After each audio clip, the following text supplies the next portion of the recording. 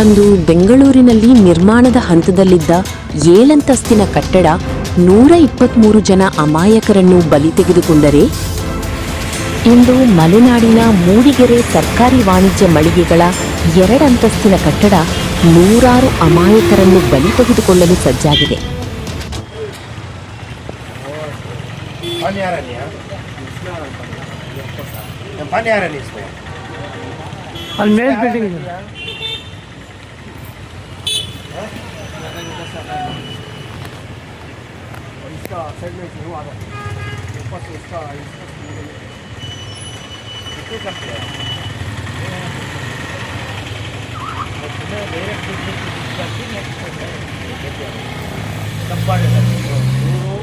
ಬಿಡಿದಾರ ಬೇರೆ ಅವ್ರ ಹತ್ರ ಇವರು ಸಬ್ಬು ಬಾಡಿಗೆ ಅದ್ರ ಬಗ್ಗೆ ಒಂದು ಕ್ರಮ ತಗೋಬೇಕು. ಅಲ್ಲ ಇದು ನೋಡ್ರಿ, ಈಗ ನೋಡಿ ಅಲ್ಲಿ ನಿಮ್ಮ ತಲೆ ಮೇಲೆ ನೋಡ್ರಿ, ಇಲ್ಲಿ ನೋಡಿ ಲೋಕಲ್ ಆಗಿ ನೋಡಿ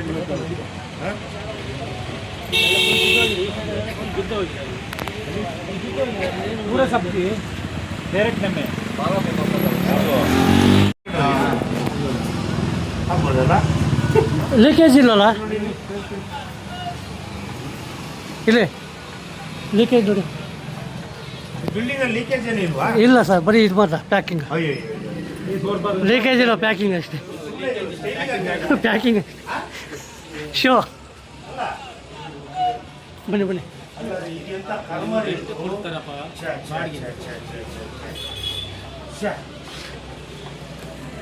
ಸರ್ಕಾರದ ಕೆಲಸ ದೇವ್ರ ಕೆಲಸ ಅಂದ್ರೆ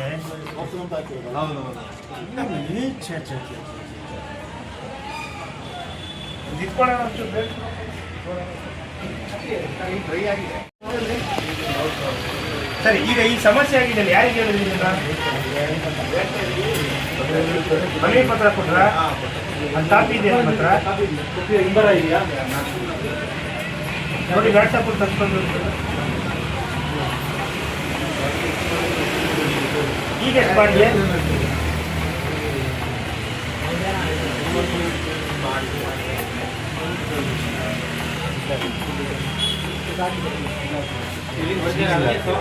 ಅಲ್ಲ, ಸೀಲಿಂಗ್ ಹಾಕಿರೋದು ಇದು ಒಳಗೆ ಬಂದು ನೀರು ನಿಲ್ತಾ ಇದೆ ನೋಡ್ರಿ, ಬೆಂಡಾಗಿದೆ ಫುಲ್. ಹೌದೌದು,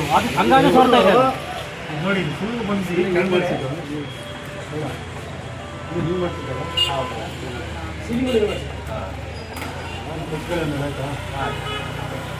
ಇದು ಫುಲ್ ನೀರು ನಿಂತಿ ಚಂದ್ರು. ಇದು ಕೆಳಗಡೆ ಬಂದಿರೋದೀಗ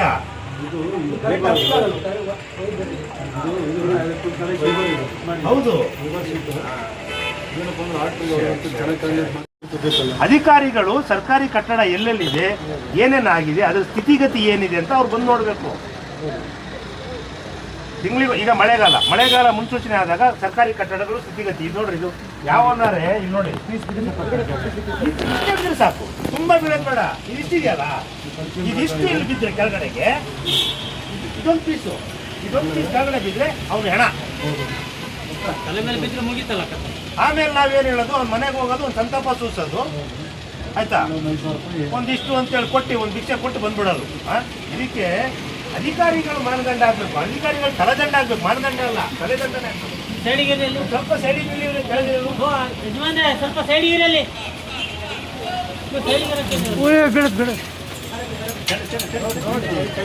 ನೋಡ್ರಿ, ಕೈಯಲ್ಲೇ ಬೀಳ್ತೇವೆ ನೋಡ್ರಿ. ಇಂಥ ಕಟ್ಟಡ ಇಲ್ಲಿ ನಾಳೆ ಏನಾರ ಮಳೆ ಕೆಳಗಡೆ ನಿಂತ್ಕೊಂಡು ಬಿದ್ರೆ ಇವರೇ ಒಂದು ಸ್ವಲ್ಪ ಎದ್ದು ಬನ್ರಿ, ಸೈಡಿಗೆ ಬನ್ರಿ. ನೋಡಿದ್ರಿ ಏನ್ರಿ ಇದು, ಏನು ಅಧಿಕಾರಿಗಳು ಇಷ್ಟು ದೊಡ್ಡ ಕಲ್ಲು ಬಿದ್ದರೆ ಸ್ವಲ್ಪ ಸೈಡ್ ಬಂದಿದ್ರೆ ಯಾರು ಜನ ಇಲ್ವಾ? ಬೈಕಿಗೆ ನೋಡಿ, ಬೇಡ. ಇಷ್ಟು ದೊಡ್ಡ ಕಲ್ಲು ಬಿದ್ದರೆ ನೋಡಿ, ಜನ ಉಳಿತಾರೇನಪ್ಪ? ಈ ಕಲ್ಲು ಬಿದ್ದರೆ ಉಳಿತಾರ? ಅಲ್ಲ, ಈಗ ಜನಗಳಿಗೆ ಅಂಗಡಿ ಕೆಳಗಡೆ ಈಗ ನಿಂತಾರೆ, ಮಕ್ಕಳೆಲ್ಲ ನಿಂತಿರ್ತಾರೆ. ಎಲ್ಲಿ ನಿಂತಿರ್ತಾರೆ ಮಕ್ಕಳೆಲ್ಲ? ಮಕ್ಕಳೆಲ್ಲ ಇಷ್ಟು ದೊಡ್ಡ ಕಲ್ಲು ಬಿದ್ದರೆ ಎಂತಾದ್ರೆ ಇದು ಕರ್ಮ ನೋಡಿ. ಇದು ಬೀಳುತ್ರಿ, ಈಗ ಸ್ಟೂಲ್ ಕೊಡಪ್ಪ, ಸ್ಟೂಲ್ ಇಸ್ಕೊಳಪ್ಪ, ಇದು ಬೀಳುತ್ತಿದ್ದು ಅಲ್ಲ, ಇದು ಬೀಳುತ್ತಂದ್ರೆ ಇದು ಅಲ್ಲ, ಇದು ಬೀಳುತ್ತೆ. ಇದೊಂದು ತೆಗೆದ್ಬಿಡ, ತುದಿಯಲ್ಲಿ ಕೂತಿದೆ ಅದು. ಅಧಿಕಾರಿಗಳು ಯಾವ ಸೀಮೆ ಅಧಿಕಾರಿಗಳಿರಬೇಕು ಇವರು ಏನು ಹೇಳೋದು ಯಾಕೆ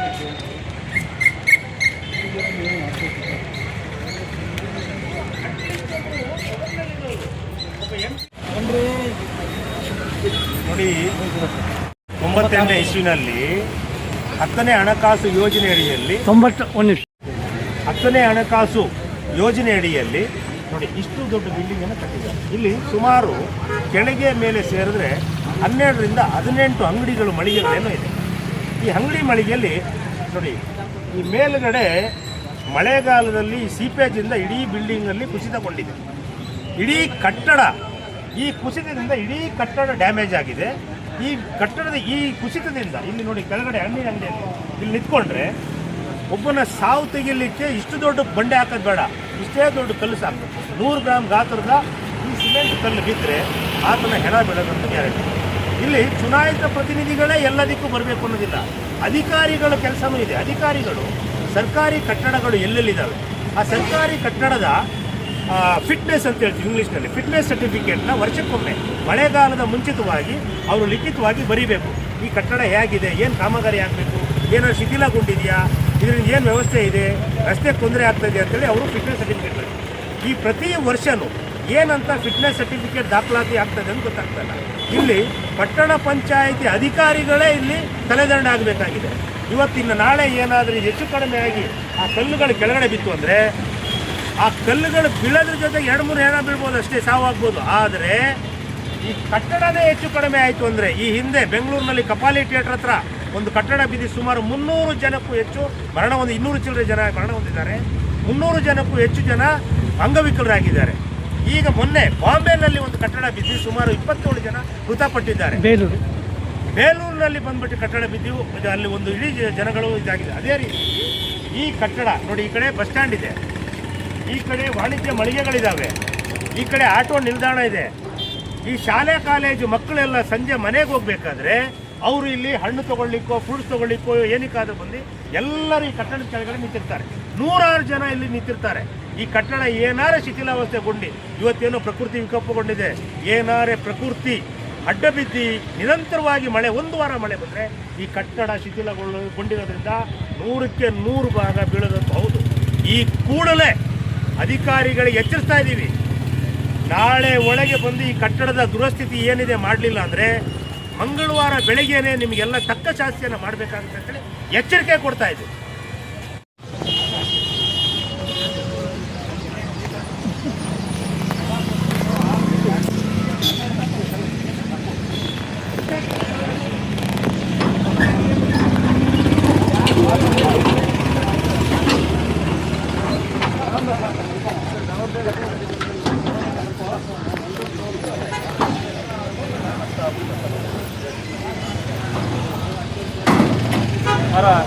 ಮಗ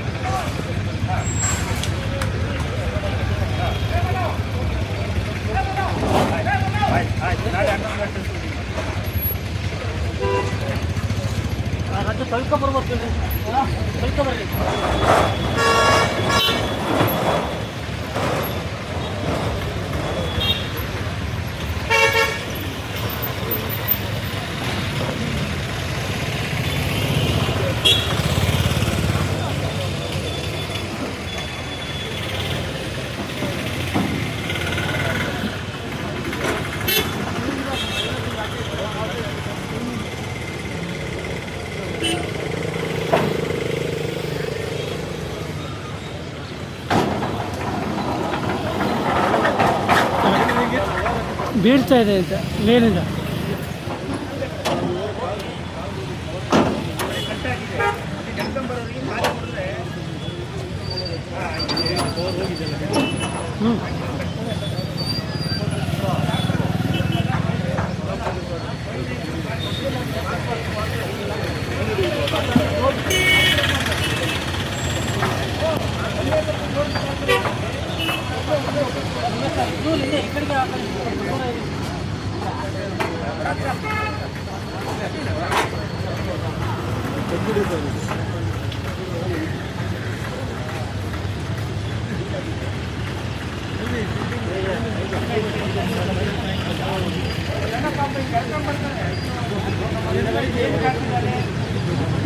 ಏನಕ್ಕೆ ಹೋಗ್ಬಾರ್ದು ನಾವು ಅನ್ನೋದಿಲ್ಲ.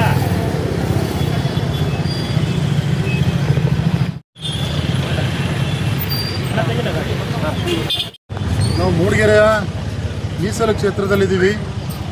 ಮೀಸಲು ಕ್ಷೇತ್ರದಲ್ಲಿ ಈಗಾಗಲೇ ಸುಮಾರು 2-3 ಪಕ್ಷದವರು ಕೂಡ ಗೆದ್ದು ಈ ಮೂಡಿಗೆರೆಯನ್ನು ಯಾವ ಮಟ್ಟಕ್ಕೆ ತಂದಿಟ್ಟಿದ್ದಾರೆ ಅಂತಕ್ಕಂಥದ್ದನ್ನು ಈ ಬಿಲ್ಡಿಂಗ್ ನೋಡಿದ್ರೆ ನಮಗೆ ಗೊತ್ತಾಗ್ತದೆ. ಈ ಬಿಲ್ಡಿಂಗ್ ಸುಮಾರು 96-97 ಕಟ್ಟಿರ್ತಕ್ಕಂಥ ಬಿಲ್ಡಿಂಗು. ಇದಕ್ಕೆ ಪಟ್ಟಣ ಪಂಚಾಯಿತಿ ಈ ಕಟ್ಟೋದಕ್ಕೆ ಲೈಸೆನ್ಸನ್ನು ಕೊಟ್ಟು ಆ ಸರ್ಕಾರದ ಅನುದಾನದಲ್ಲಿ ಕಟ್ಟಿರ್ತಾರೆ. ಈ ಬಿಲ್ಡಿಂಗನ್ನು ಕಟ್ಟಬೇಕಾದ್ರೆ ಸುಮಾರು 6 ಅಡಿ ಫೀಟನ್ನು ಬಿಡಬೇಕಾದಂತಹ ಒಂದು ಕಾನೂನಿನ ಅಡಿಯನ್ನು ವೈಲೇಟ್ ಮಾಡಿರ್ತಕ್ಕಂಥದ್ದಿದೆ. ಇಲ್ಲಿ 6 ಅಡಿ ಬಿಡ್ತಕ್ಕಂಥ ವೈಲೇಟ್ ಮಾಡಿದರೆ ಜೊತೆಗೆ ರಸ್ತೆ ಕೂಡ ಗುಂಡಿಯಾದ ಆಗಿರ್ತಕ್ಕಂಥದ್ದು. ಆ ಕಡೆ ನೋಡಿದರೆ ಈ ಬಿಲ್ಡಿಂಗಿನ ಪಟ್ಟಣ ಪಂಚಾಯಿತಿಯ ಬಿಲ್ಡಿಂಗ್ನ ಬಾರು ಮತ್ತು ಈ ಕಡೆ ಒಂದು ಈ ಸರ್ಕಾರಿ ಬಿಲ್ಡಿಂಗ್ನ ಮಧ್ಯದಲ್ಲಿ ಒಂದಿಷ್ಟು ಜಾಗ ಖಾಲಿ ಇದೆ. ಕಾರಣ ಇಷ್ಟು, ಸುಮಾರು ಅದನ್ನು 2-2.5 ಕೋಟಿ ಬೆಲೆಯ ಜಾಗ ಖಾಲಿ ಉಳಿದಿದೆ. ಇದರ ಉದ್ದೇಶ ಏನು ಅಂತಂದರೆ ಇಲ್ಲಿರ್ತಕ್ಕಂತಹ ಆಡಳಿತ ಮಾಡಿರುವಂತಹ ಪಟ್ಟಣ ಪಂಚಾಯಿತಿಯ ಪ್ರತಿನಿಧಿಗಳಿಂದ ಹಿಡಿದು ಅಧಿಕಾರಿಗಳಿಂದ ಹಿಡಿದು ಕೋಟ್ಯಾಂತರ ರೂಪಾಯಿನ ಹಣವನ್ನು ನುಂಗಾಕ್ತಕ್ಕಂಥ ಹುನ್ನಾರ. ಈ ಬಿಲ್ಡಿಂಗನ್ನು ಆ ಕಡೆಗೆ ಶಿಫ್ಟ್ ಮಾಡಿ ಕಟ್ಟಿದ್ದೇ ಆಗಿದ್ದರೆ ಅದರ ರೂಲ್ಸನ್ನು ಫಾಲೋ ಮಾಡಿ ಇಲ್ಲಿ ಏನು ಮಾರ್ಜಿನ್ ಬಿಡಬೇಕಿತ್ತು 6 ಅಡಿ ಬಿಟ್ಟಿದ್ದರೆ ಬಿಲ್ಡಿಂಗ್ ಆ ಕಡೆಗೆ ಹೋಗ್ತಾಯಿತ್ತು. ಆದರೆ ಅದನ್ನು ಉಲ್ಲಂಘನೆ ಮಾಡಿರ್ತಕ್ಕಂಥದ್ದು ಉದ್ದೇಶವಾಗಿ ಸುಮಾರು ಖಾಸಗಿ ಇವು ಏನು ಬಿಲ್ಡಿಂಗ್ಗಳಿಗೂ ಕೂಡ ಲೈಸೆನ್ಸನ್ನು ಕೊಟ್ಟಿರ್ತಕ್ಕಂಥ ಪಟ್ಟಣ ಪಂಚಾಯಿತಿ ಇವತ್ತು ಅಲ್ಲಿ ಒಂದು ಬಿಲ್ಡಿಂಗನ್ನು ಕೆಡವಾಕಿದೆ. ಆದರೆ ಇದರ ಪರಿಸ್ಥಿತಿ ಹೆಂಗಿದೆ ಅಂತಂದರೆ ಇಲ್ಲಿರ್ತಕ್ಕಂಥ ಅಂಗಡಿಗಳಲ್ಲಿ ಅನಿವಾರ್ಯ ಕಾರಣದಿಂದ ಇಲ್ಲಿಯ ವ್ಯಾಪಾರಸ್ಥರು ವರ್ತಕರು ಬೇರೆ ಬೇರೆ ಉದ್ದೇಶದಿಂದ ವ್ಯಾಪಾರ ಮಾಡೋ ಪರಿಸ್ಥಿತಿ ಬಂದಿದೆ. ಅವರು ಏನಾದರೂ ಪ್ರಶ್ನೆ ಮಾಡಿದರೆ ನೀವು ಬಿಟ್ಟು ಹೋಗಿ ಅಂತಕ್ಕಂಥ ಉಡಾಪಿ ಉತ್ತರವನ್ನು ಕೊಡ್ತಾರೆ ಅನ್ನೋ ಕಾರಣಕ್ಕೆ ಅವರು ಭಯದಿಂದ ಒಳಗಡೆ ಅಲ್ಲಿ ಒಂದು ಕಟಿಂಗ್ ಶಾಪ್ ಇದೆ. ಅದರಲ್ಲಿ ಟಾರ್ಪಲನ್ನು ಏನು ಪ್ಲಾಸ್ಟಿಕ್ ಟಾರ್ಪಲನ್ನು ಮೇಲೆ ಸೋರ್ತಕ್ಕಂಥ ನೀರನ್ನು ತಡೆಯೋಕ್ಕೋಸ್ಕರ ಟಾರ್ಪಲ್ ಹಾಕಿದ್ದಾರೆ. ಇಲ್ಲಿರ್ತಕ್ಕಂಥ ಬಿಲ್ಡಿಂಗ್ ಮೇಲ್ಗಡೆ ಪೀಸ್ ಆಗಿದೆ. ಅಲ್ಲಿ ಕೆಳಗಡೆ ವ್ಯಾಪಾರಕ್ಕೆ ಏನಾದ್ರು ಹಣ್ಣಿನ ವ್ಯಾಪಾರಕ್ಕೋ ಅಥವಾ ಏನಾದರೂ ಬಂದರೆ ಜನಗಳು ಅವ್ರ ಮೇಲೆ ಬಿದ್ದರೆ ಸಾವು ಖಂಡಿತ ಆಗಿದೆ. ಇವತ್ತು ಪಟ್ಟಣ ಪಂಚಾಯಿತಿ ಅಧಿಕಾರಿಗಳ ಏನು ನಿರ್ಲಕ್ಷ್ಯದಿಂದ ಆ ಪೆಟ್ರೋಲ್ ಬಂಕ್ ಇದೆ, ಅದರ ಪಕ್ಕದಲ್ಲಿ ಒಂದು ನೀರು ಸಾರ್ವಜನಿಕರಿಗೆ ಕುಡಿಯೋ ನೀರನ್ನು ವ್ಯವಸ್ಥೆ ಇದೆ. ಅದರ ಗೇಟ್ ವಾಲ್ ಹೋಗಿ ಆತನೇ ಹೇಳ್ತಾರೆ ಸುಮಾರು 1 ವಾರ ಆಗಿದೆ ಅನ್ನೋ ಸರಿ ಮಾಡ್ಸೋಕ್ಕಾಗಿಲ್ಲ, ಗೇಟ್ ವಾಲ್ ಸಿಕ್ಕಿಲ್ಲ ಅಂತಕ್ಕಂಥ ಒಬ್ಬರು ಕೃಷ್ಣ ಅಂತಕ್ಕಂಥ ಅಧಿಕಾರಿ ಹೇಳ್ತಾರೆ. ಆದರೆ ಅದರಲ್ಲಿ ನೀರು ತುಂಬ ಹೋಗ್ತಾಯಿದೆ. ಅದನ್ನು ಆಫ್ ಮಾಡಿದ ತಕ್ಷಣ ಆ ಮಣ್ಣೆಲ್ಲೋ ಕೂಡ ವಾಪಸ್ ಎಳ್ಕೊಳ್ತದೆ. ಅದು ವಾಪಸ್ಸು ಕುಡಿಯೋ ನೀರು ಜನರಿಗೆ ಹೋಗ್ತದೆ. ಅದರಿಂದ ಕಾಯಿಲೆಗಳು ಬರ್ತದೆ. ಅದೇ ಜೊತೆಗೆ ಇಲ್ಲಿ ಒಂದು ಸಾರ್ವಜನಿಕ ಬಸ್ ಸ್ಟ್ಯಾಂಡ್ ಇದೆ.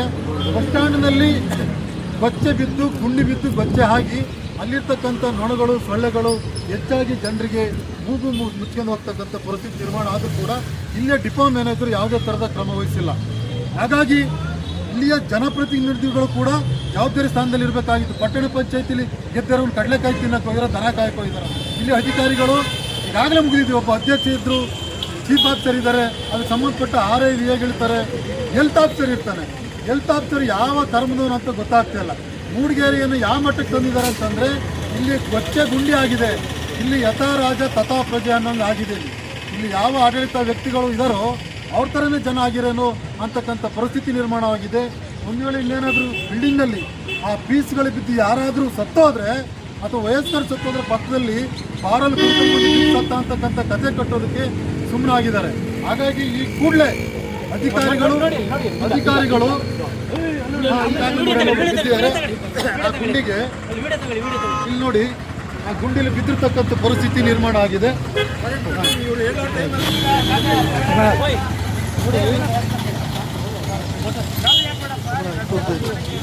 ನೋಡಿ ಪರಿಸ್ಥಿತಿ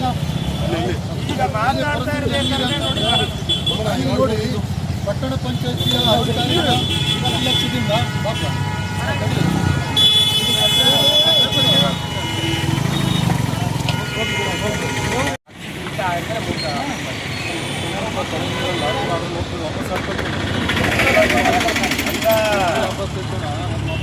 ಈಗ ನೀರಲ್ಲಿ ನಿಮಗೆ ಇದನ್ನ ಮೈನ್ ವಾಲ್ ಕೇಳ್ಕೊಂಡಿರ್ತಾರೆ, ಅದು ಆಫ್ ಮಾಡಿದ್ರೆ ಮತ್ತೆ ರಿಟರ್ನ್ ಎಲ್ಲ ಮನೆಗೆ ಇವತ್ತು ದಿನಕ್ಕೊಂದೊಂದು ಕಾಯಿಲೆ ಬರ್ತದೆ, ನಾನಾ ಕಾಯಿಲೆಗಳು ಬರ್ತಾ ಇದ್ದಾವೆ. ಇದರಲ್ಲಿ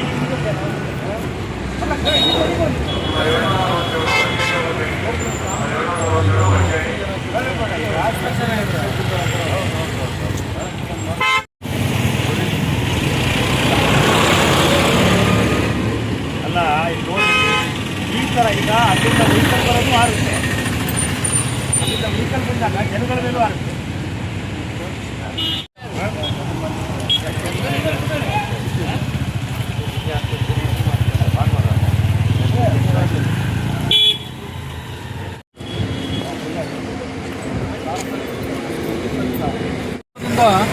ಅಲ್ಲಿ ನೀರು ಉಕ್ಕಿ ನೀರು ವೇಸ್ಟ್ ಆಗ್ತದೆ. ಆದರೆ ಈ ಬೀದಿಯಲ್ಲಿ ಕೆಳಗಡೆ ಜೇಮ್ ರೋಡ್ ಅಂತ ಏನು ಕರೀತಾರೆ, ಅಲ್ಲಿ ಒಂದು ವಾರದಿಂದ ಕುಡಿಯೋಕ್ಕೆ ನೀರಿಲ್ಲ. ಈ ನೀರು ಹರಿದು ಬಾಚಿಗಟ್ಟಿ ಈಗಾಗಲೇ ಒಬ್ಬ ಹುಡುಗ ಜಾರಿ ಬಿದ್ದಂಥ ಪರಿಸ್ಥಿತಿನ ನಾವು ನೋಡಿದ್ವಿ. ಇದನ್ನು ನಾವು ಯಾರೋ ತಳ್ಳಿ ಅಥವಾ ಯಾರೋ ಮಾಧ್ಯಮದಲ್ಲಿ ಹೆಸರು ಪಡಿಬೇಕಂತ ಮಾಡಿದ್ದಲ್ಲಿ ಇಲ್ಲಿರ್ತಕ್ಕಂಥ ಜನಪ್ರತಿನಿಧಿಗಳು ಇಂಥ ಕೆಟ್ಟ ದುರ್ನಡತೆ ಅಧಿಕಾರಿಗಳನ್ನು ಕೂಡಲೇ ಸಸ್ಪೆಂಡ್ ಮಾಡಬೇಕು. ಪಟ್ಟಣ ಪಂಚಾಯತಿ ಹೆಲ್ತ್ ಆಫೀಸರ್ನ ಕೂಡಲೇ ಸಸ್ಪೆಂಡ್ ಮಾಡಿ ಅವನನ್ನು ಎನ್ಕ್ವೈರಿಗೆ ಹಾಕಿ ಅವನನ್ನು ಇನ್ಕ್ರಿಮೆಂಟ್ ಎಲ್ಲವನ್ನೂ ಕೂಡ ಕಟ್ ಮಾಡಬೇಕು. ಇಲ್ಲಿರ್ತಕ್ಕಂಥ ತಾಲೂಕು ಅಡ್ಮಿನಿಸ್ಟ್ರೇಟಿವ್ ಇವತ್ತು ತಹಸೀಲ್ದಾರ್ ಇದ್ದಾರೆ. ತಹಸೀಲ್ದಾರ್ ಇಲ್ಲಿಯ ಆಡಳಿತ ವ್ಯವಸ್ಥೆಯನ್ನು ಸರಿಯಾಗಿ ನೋಡ್ಕೊಳ್ಳೋಕ್ಕಾಗ್ತಿದ್ಮೇಲೆ ಅವರಿಗೆ ಬೇಜವಾಬ್ದಾರಿತನ ಅವ್ರ ಮೇಲೂ ಕೂಡ ಸರ್ಕಾರ ಕ್ರಮ ಕೈಗೊಳ್ಬೇಕಂತಕ್ಕಂಥ ಒತ್ತಾಯನೂ ಕೂಡ ಮಾಡ್ತಿದ್ದೀವಿ. ಹಾಗಾಗಿ ಕೂಡಲೇ ನಾಳೆ ಬೆಳಗ್ಗೆ ಇವತ್ತು 12ನೇ ತಾರೀಕು ಜುಲೈ 12ನೇ ತಾರೀಕು 2026 13ನೇ ತಾರೀಕಿನೊಳಗಡೆ ಆ ನೀರಿನ ವ್ಯವಸ್ಥೆ ಸರಿಯಾಗಿಲ್ಲ, ಬಿಲ್ಡಿಂಗ್ ಬಗ್ಗೆ ಕ್ರಮ ಕೈಗೊಳ್ಳಿಲ್ಲ ಅಂತಂದರೆ ಇವತ್ತು ನಮ್ಮ ಕಾಂಗ್ರೆಸ್ ನಾಯಕರಿದ್ದೀವಿ, SDPನ ನಾವು ನಾಯಕರುಗಳಿದ್ದೀವಿ. ಇದನ್ನು ಸೀರಿಯಸ್ ಆಗಿ ತಗೊಂಡು ಮೂಡಿಗೆರೆ ಜನತೆಗೆ ನ್ಯಾಯ ಕೊಡೋವರೆಗೂ ಕೂಡ ಇಲ್ಲೇ ಜನರನ್ನ ಪಟ್ಟಣ ಪಂಚಾಯಿತಿಯನ್ನು ಬೀಗ ಹಾಕೋದ್ರ ಮುಖಾಂತರ ಜನರಿಗೆ ನ್ಯಾಯ ಕೊಡಿಸ್ತೀವಿ. ಕೂಡಲೇ ಇದರ ಕ್ರಮ ಆಗಬೇಕು. ಈಗಾಗಲೇ ಪೊಲೀಸರಿಗೆ ಮನವರಿಕೆ ಮಾಡಿದ್ದಕ್ಕೆ ಸರ್ಕಲ್ ಇನ್ಸ್ಪೆಕ್ಟರ್ ರಾಜೇಶ್ ಅವರು ಕೂಡ ಅಲ್ಲಿಗೆ ಬ್ಯಾರಿಕೇಡನ್ನು ಕೊಡಿ, ನೀವು ಅಲ್ಲಿ ಮೇಲಿಂದ ಬಿಲ್ಡಿಂಗ್ ಬಿದ್ದೋಗ್ತದೆ, ಜನರಿಗೆ ತೊಂದರೆ ಆಗ್ತದೆ ಅನ್ನೋದಕ್ಕೆ ಅವ್ರು ಈಗಾಗಲೇ ನಮಗೆ ಸಪೋರ್ಟನ್ನು ಮಾಡಿ ಬ್ಯಾರಿಕೇಡನ್ನು ಹಾಕಿದ್ದೀವಿ. ಎಷ್ಟು ಇಲ್ಲಿಯ ಪರಿಸ್ಥಿತಿ ಹೆಂಗಿತ್ತಂತಂದರೆ ನಾವುಗಳು ನಾವೇನು ಆಡಳಿತದಲ್ಲಿಲ್ಲ, ಆದರೆ ಜನ ಹೇಳದ ಹೊರತು ಇವರು ಆಮೆ ಚರ್ಮದವರು ಇವರು. ಹಾಗಾಗಿ ಯಾವುದೇ ಥರದ ನಿರ್ಲಕ್ಷ್ಯ ವಹಿಸಿರ್ತಕ್ಕಂಥ ಅಧಿಕಾರಿಗಳಿಗೆ ಕೂಡಲೇ ಕ್ರಮ ಆಗಬೇಕು. ಈಗಾಗಲೇ ವಾರದಿಂದ ಹೋಗಿರ್ತಕ್ಕಂಥ ನೀರಿನ ಸಂಪೂರ್ಣ ಜವಾಬ್ದಾರಿಯನ್ನು ಪಟ್ಟಣ ಪಂಚಾಯತಿ ಹೆಲ್ತ್ ಇನ್ಸ್ಪೆಕ್ಟ್ರು, ಅಲ್ಲಿಯ RI ಇವುಗಳೆಲ್ಲ ವಹಿಸ್ಕೋಬೇಕು. ಕೂಡಲೇ ಇಲ್ಲಿಯ ಮಾನ್ಯ ಶಾಸಕರು ಇದರ ಬಗ್ಗೆ ಕೂಡಲೇ ಗಮನ ಹರಿಸಿ ಕೂಡಲೇ ಇದನ್ನು ಸರಿಪಡಿಸ್ಬೇಕಂತೇಳಿ ನಾನು ಈ ಮೂಲಕ ಒತ್ತಾಯವನ್ನು ಪಡಿಸ್ತೇನೆ.